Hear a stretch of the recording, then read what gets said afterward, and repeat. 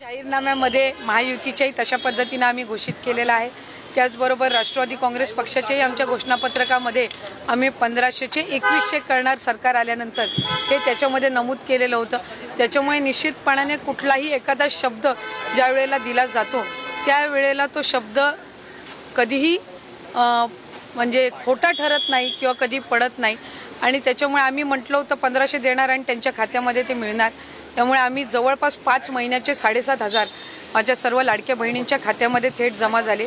तशाच पद्धतीने आता 2100 तर आहेच, पण त्याचबरोबर ही अधिक योजना प्रभावीपणे राबवणं आणि महिलांना आर्थिकरित्या त्या योजना आणखी सक्षमपणे राबवून त्यांना त्या ठिकाणी यशस्वी करणं याकडे आम्ही जास्ती लक्ष केंद्रित करणार आहोत। दादा म्हणतात पत्रकार महोदय, तुम्ही माझी सगळी भाषण बघा, मी कुठेही म्हटलेलं नाही की 2100 करणार आहे, 1500 रुपये दिले जातील असं पद्धतीने म्हणतात।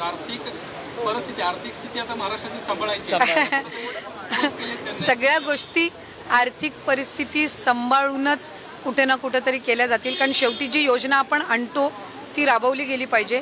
आज असंही कुठेही माता भगिनींच्या मनामध्ये शंका असता कामा नये की आता हे सत्तेमध्ये आलेले आहेत म्हणजे योजना बंद होणार आहे। ही योजना कायमस्वरूपी चालू राहणार आहे आणि कायमस्वरूपी चालू राहण्याच्या दृष्टिकोनातून जी योग्य ते पावलं उचलायची असतील ते नक्कीच महायुतीच्या सरकारच्या माध्यमातून उचलली जातील। बहुत अच्छी जीत आपको मिली है, पार्टी को मिली है, जब जिम्मेदारी भी उतनी बड़ी 1500 कहा था, अब जिम्मेदारी 2100 देने की है लाडली बहनों को। क्या वो सारे आर्थिक गणित देखा जाए या फाइनेंशियल डिसिप्लिन वो पॉसिबल हो पाएगा? जी बिल्कुल, जब इतनी बड़ी सफलता जो है वो महायुति को मिली है तो हमारी जिम्मेदारी भी बढ़ती है। आज मुख्यमंत्री एकनाथ जी शिंदे सर है, उप मुख्यमंत्री फडणवीस सर है और अजीत दादा है, हमारे सारे तीनों भी पार्टी के जो प्रदेश के जो अध्यक्ष है वो है, तो हम ज़्यादा से ज़्यादा यही प्रयास करेंगे कि हमारी जो योजनाएं हैं वो लोगों तक और पहुँचे।